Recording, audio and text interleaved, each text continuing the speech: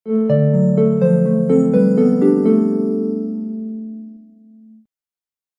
And welcome to the world wide post. दोस्तों, आज के इस वीडियो में बहुत ही ज्यादा इंपॉर्टेंट और स्ट्रैटेजिक डेवलपमेंट पर बात करेंगे। ASEAN India summit 2024। ये समिट सिर्फ एक डिप्लोमेटिक इवेंट बिल्कुल भी नहीं है, बल्कि प्राइम मिनिस्टर नरेंद्र मोदी के चाइना को काउंटर करने का एक मकसद था। आसियान जिसमें 10 साउथ ईस्ट एशियन कंट्रीज शामिल है। भारत के लिए आसियान कंट्रीज काफी ज्यादा मायने रखते हैं गाइस, चाहे वो इकोनॉमिक कॉर्पोरेशन के मामले में हो, रीजनल सिक्योरिटी के मामले में हो, या फिर इनफैक्ट कल्चरल टाइज में ही क्यों ना हो। आसियान हमें बहुत ज्यादा मैटर करता है। इस बार का आसियान समिट लॉस में हो रहा है। लॉस होस्टिंग कंट्री से हर बार ये बदलते जाते हैं। तो यहाँ पर पीएम मोदी विजिट कर चुके हैं ऑलरेडी, और यहाँ पीएम मोदी ने अपने डिप्लोमेटिक स्किल्स का इस्तेमाल करते हुए एक स्ट्रॉन्ग डिस्प्ले दिया है, स्पेशली चाइना को काउंटर करने के लिए। ऑब्वियसली यहाँ चाइना बहुत ज्यादा नाराज हो गया होगा पीएम मोदी से, और आसियान बहुत ज्यादा खुश हो चुके होंगे।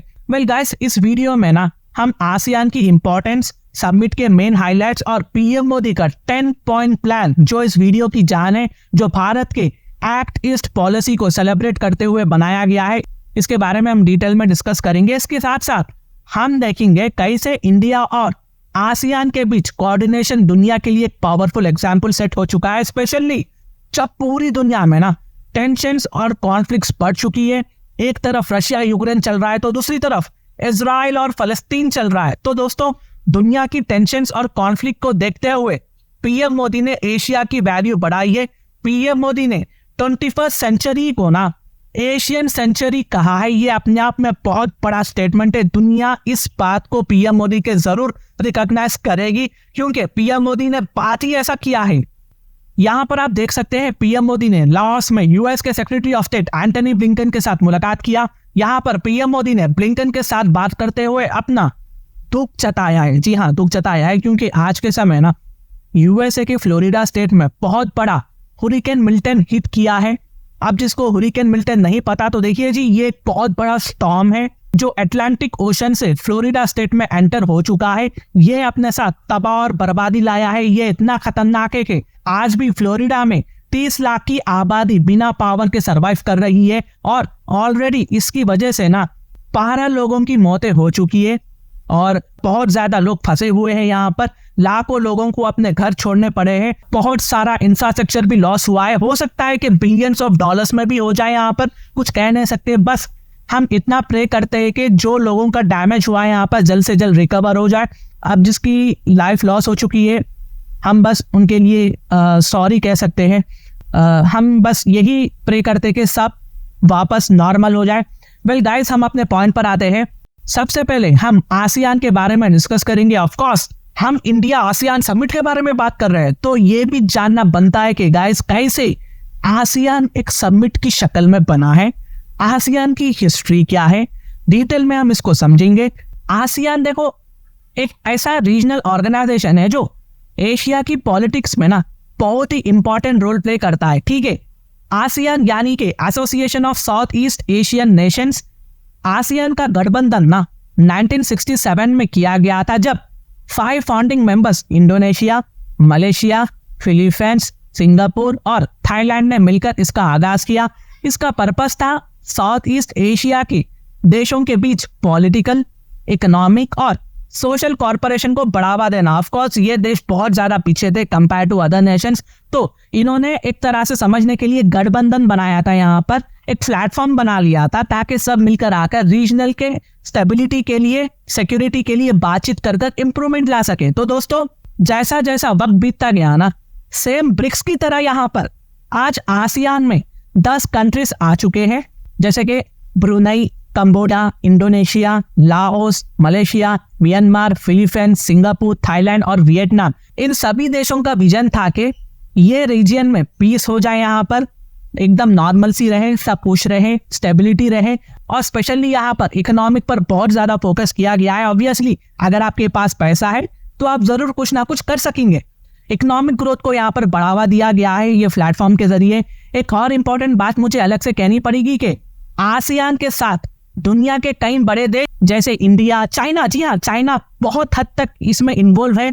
फिर जापान और यूएस भी स्ट्रॉन्ग पार्टनरशिप मेंटेन करते हुए रख रहा है और चाइना को यहाँ पर टक्कर दे रहा है, क्योंकि ये रीजन काफी स्ट्रैटेजिक इंपॉर्टेंस रखता है अपने आप में, चाहे वो इकोनॉमिक के मामले में हो या सिक्योरिटी के मामले में हो। यहाँ पर यूएसए अपना डोमिनेंस जरूर रखना चाहता है और इसमें इंडिया जरूर यूएसए का साथ देगा जब तक चाइना से हमारी दुश्मनी रहेगी। लेकिन इस बार जो आसियान इंडिया समिट हुआ है ना, उसमें भारत ने अपने डिप्लोमेटिक और स्ट्रैटेजिक एफर्ट से एक नया चैप्टर लिख दिया है, जिसमें पीएम मोदी का 10 पॉइंट प्लान चाइना के लिए क्लियर मैसेज बन गया है। शी जिनपिंग बहुत ज्यादा नाराज हो चुके होंगे पीएम मोदी से, अपने स्टाफ पर जरूर चिल्ला रहे होंगे। तो चलिए हम इस समिट के 10 पॉइंट प्लान को और इंडिया के स्ट्रैटेजिक अप्रोच पर बहुत ज्यादा फोकस कर बात करेंगे। पहला है ASEAN India year of tourism 2025। देखो, पीएम मोदी ने 2025 को ASEAN India year of tourism के तौर पर सेलिब्रेट करने का अनाउंसमेंट कर दिया है। अब ये है क्या? तो देखिए जी, इसके लिए ना भारत ने $5 मिलियन की फंडिंग एलोकेट की है, जो जॉइंट टूरिज्म एक्टिविटीज को सपोर्ट करेगा, टूरिज्म बढ़ाएगा। यहाँ पर यह इनिशिएटिव ना सिर्फ इकोनॉमिक्स को बूस्ट करेगा बल्कि कल्चरल एक्सचेंज को जानने में भी मदद करेगा। वेल, दूसरा पॉइंट यहाँ पर आप देख सकते हैं, decade of act east policy. अब ये देखो, एक्ट ईस्ट पॉलिसी का दौर का 10 साल का सेलिब्रेशन यहाँ पर किया जाएगा। इस सेलिब्रेशन के दौरान कुछ खास एक्टिविटीज ऑर्गेनाइज की जाएंगी। यूथ, जैसे कि देखिए यूथ समिट, यहाँ पर आप यूथ समिट देख सकते हैं। यूथ समिट नए जनरेशंस को और इनोवेटिव आइडियाज को एक प्लेटफॉर्म देगा, एक प्लेटफॉर्म की तरह प्रोवाइड करेगा, ताकि जनरेशंस यहाँ पर आकर अपना टैलेंट शो कर सके और नए नए आइडियाज को यहाँ पर हम जान सके। स्टार्टअप फेस्टिवल, देखिए एंटरप्रेन्योर को एक दूसरे से मिलने का ये स्टार्टअप फेस्टिवल मौका देगा, एक प्लेटफॉर्म देगा, ये भी प्लेटफॉर्म की तरह काम करता है। दूसरा आ गया हैकाथॉन। हाँ, हैकाथॉन टेक एंथुसियास्ट्स को अपनी स्किल्स दिखाने का ना ये एक मौका देगा। जैसे कि हम सब जानते हैं कि साइबर क्राइम, खैर साइबर क्राइम के लिए भी अलग से इन लोगों ने ऑप्शन रखा है, हम फिर भी इसकी बात करेंगे। साइबर क्राइम कैसे इनोवेट हो रहा है आज के टाइम, तो इसको सॉल्व करने के लिए ना नए नए एप्लीकेशंस यहाँ पर डेवलप की जा रही है, सोशल मीडिया पर यहाँ पर डेवलप भी की जा सकती है, और भी बहुत कुछ होगा यहाँ पर हैकाथॉन में। दूसरा है म्यूजिक फेस्टिवल। देखिए, मेरे ख्याल में ना ये भी बहुत ज्यादा इंपॉर्टेंट पॉइंट है, क्योंकि म्यूजिक फेस्टिवल नहीं है, कल्चरल एक्सचेंज को प्रमोट करने के लिए बनाया गया है। याद रखिए, music, movies, drama, serial, web series को आज के टाइम ना कंट्रीज एक टूल की तरह इस्तेमाल कर रही है, एक टूल की तरह इसे इस्तेमाल किया जा रहा है अपने कल्चर को इन्फ्लुएंस करने के लिए। मैं तो कहता हूँ गाइस, ये भी एक तरह की वॉरफेयर में ही आना चाहिए। तो अच्छी बात यह है कि इस पर भी यहाँ पर फोकस किया गया है। Think tank network, ASEAN India के बीच विचार विमर्श को बढ़ावा देने के लिए, व्यूज को एक्सप्रेस करने के लिए भी ये थिंक टैंक बनाया गया है। आप समझते हैं ना, जो मतलब बड़े बड़े जो थिंक टैंक है, उन्होंने ये प्रेडिक्शन कर दी, वो प्रेडिक्शन कर दी, तो इस तरह का ये यहाँ पर नेटवर्क बनाया गया है। दिल्ली डायलॉग, देखिए दिल्ली डायलॉग ये सब एक्टिविटीज हमारी दोस्ती और कॉर्पोरेशन को और गहरा बनाएगी। और तीसरा पॉइंट है ASEAN India women scientist conclave का आयोजन। ये conclave ASEAN India science and technology development fund के तहत होगा। इसका मकसद वुमेन साइंटिस्ट को एम्पावर करना होगा और उनके कंट्रीब्यूशन को जानने में समझने में ये प्लेटफॉर्म मदद करेगा। चौथा पॉइंट है गाइस स्कॉलरशिप। जी हाँ, स्कॉलरशिप का इंक्रीज हो रहा है। यहाँ पर पीएम मोदी ने नालंदा यूनिवर्सिटी पर स्कॉलरशिप को दुगना करने की बात की है यहाँ पर। साथ ही आसियान स्टूडेंट्स के लिए एग्रीकल्चर यूनिवर्सिटीज में नए स्कॉलरशिप भी प्रोवाइड किए जाएंगे। ये एजुकेशन और टैलेंट एक्सचेंज को बढ़ावा देगा। पांचवा पॉइंट है ASEAN India trade and goods agreement का रिव्यू 2025 तक करना। इससे ट्रेड रिलेशंस को और स्ट्रीमलाइन किया जाएगा, इंप्रूव किया जाएगा, ताकि दोनों तरफ से बेहतर की पॉइंट्स निकालकर उसके साथ इंप्लीमेंट किया जाए, सहयोग यहाँ पर किया जाए। छठा पॉइंट है डिजास्टर रेसिलियंस को एनहेंस करना। इसके लिए इंडिया एडिशनल $5 मिलियन कंट्रीब्यूट करेगा, ताकि नेचुरल डिजास्टर्स के दौरान मदद एंड सपोर्ट किया जा सके। स्पेशली आसियान देशों को हम देख सकते हैं कि कैसे इनके यहाँ सुनामी आता है, फ्लड आता है, ऑब्वियसली समंदर से घिरे हुए हैं ये देश। इंडिया इनकी जितना हो सके हेल्प करेगा। सातवां पॉइंट है हेल्थ रेजिलियंस बिल्ड करने के लिए एक नया हेल्थ मिनिस्टर ट्रैक शुरू करना। ये हेल्थ कॉर्पोरेशन को मजबूत करेगा, खास तौर पर ग्लोबल हेल्थ चैलेंजेस के दौरान। जैसा पैंडेमिक या डिसीजेस का सामना करना पड़ता है ना, देन कैसा होगा ये ट्रैक? कुछ ना कुछ तो ऑप्शन चाहिए हमें। तो इस ट्रैक के जरिए, इसके जरिए हेल्थ मिनिस्टर्स एक दूसरे के साथ मिलकर बैठेंगे, एक प्लेटफॉर्म पर आएंगे, अपना एक्सपीरियंस शेयर करेंगे और हेल्थ पॉलिसी पर डिस्कस करेंगे कि क्या क्या यहाँ पर करना चाहिए। जब भी कोई ग्लोबल हेल्थ क्राइसिस आता है ना, जैसे कि कोविड-19, तो कंट्रीज को एक दूसरे से सपोर्ट और कोलैबोरेशन की जरूरत होती है।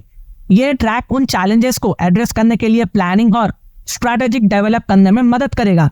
यह इनिशिएटिव ना सिर्फ इंडिया और आसियान कंट्रीज के बीच हेल्थ कॉर्पोरेशन को मजबूत करेगा, बल्कि इससे हेल्थ इंफ्रास्ट्रक्चर और सिस्टम को भी बेहतर बनाने में मदद मिलेगी, जिससे कि लोग की हेल्थ और वेलबींग पर पॉजिटिव इम्पैक्ट पड़ेगा। देखिए, हेल्थ के लिए मैं बहुत ज़्यादा डिटेल में आपको बोल चुका हूँ। ये बहुत ज़्यादा इंपॉर्टेंट पॉइंट था जो पीएम मोदी ने लाया है यहाँ पर। 8वां पॉइंट है आसियान इंडिया साइबर पॉलिसी, जो मैं पहले ऑलरेडी बोला था ऑप्शन में। इंडिया लोग ने अलग से इसका जो है पॉइंट लेकर आया है। ASEAN India cyber policy dialogue का रेगुलर मैकेनिज्म शुरू करना, ये पॉइंट का मेन मकसद है। इससे डिजिटल और साइबर रेजिलियंस को मजबूत बनाया जाएगा, जो आज के डिजिटल दुनिया में बहुत जरूरी है। 9वां पॉइंट ग्रीन हाइड्रोजन पर एक वर्कशॉप का आयोजन करना, ये सस्टेनेबल एनर्जी सॉल्यूशन पर फोकस करेगा और एनवायरमेंट फ्रेंडली इनिशिएटिव को बढ़ावा देगा। आखिरी पॉइंट है 10वां पॉइंट, सभी आसियान लीडर्स को plant a tree for mother campaign में शामिल होने के लिए बुलाना है। ये क्लाइमेट रेजिलियंस को प्रमोट करेगा और हमें अपने एनवायरनमेंट के लिए रेस्पॉन्सिबल बनाएगा। तो दोस्तों, ये कुछ अपडेट्स थी जो मैंने आप तक लाया है। बहुत ही खूब 10 पॉइंट है ये और बहुत ही ज़्यादा फायदेमंद है। हमें बस प्रॉपर इम्प्लीमेंटेशन की यहाँ पर ज़रूरत है। तो ये कुछ अपडेट्स थी जो मैंने आप तक लाया है। अगर मेरी वीडियो इन्फॉर्मेटिव दिखे तो इंटरनेशनल अफेयर्स के लिए आप मेरे चैनल को सब्सक्राइब कर सकते हैं। Thank you for watching, thank you for hearing and always say God bless you all.